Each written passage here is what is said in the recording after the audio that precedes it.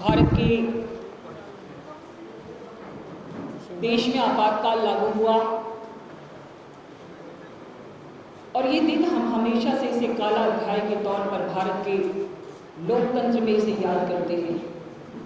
आज उसी तारतम्य में मैं आपके साथ रूबरू हूँ। भारत में 24 जून की रात 1975 में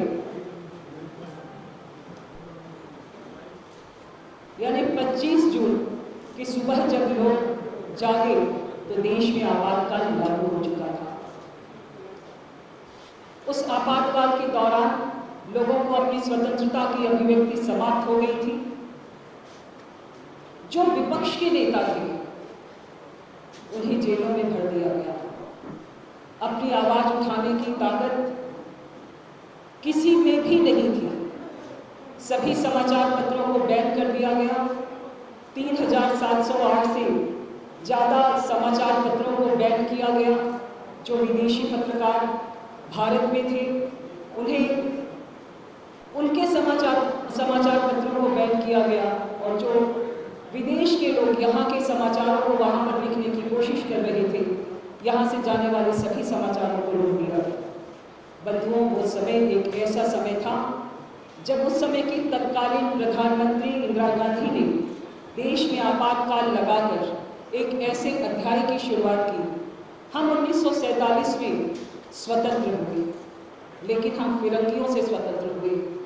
हम गुलाम थे फिरंगियों के।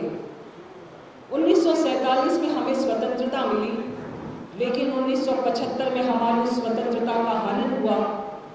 21 मार्च 1977 को जब आपातकाल समाप्त हुआ और हमारे नेताओं ने जो असंख्य उस समय जो यातनाएं उन्होंने झेली, उन यातनाओं के फलस्वरूप 1977 में आपातकाल 21 मार्च को समाप्त करना पड़ा।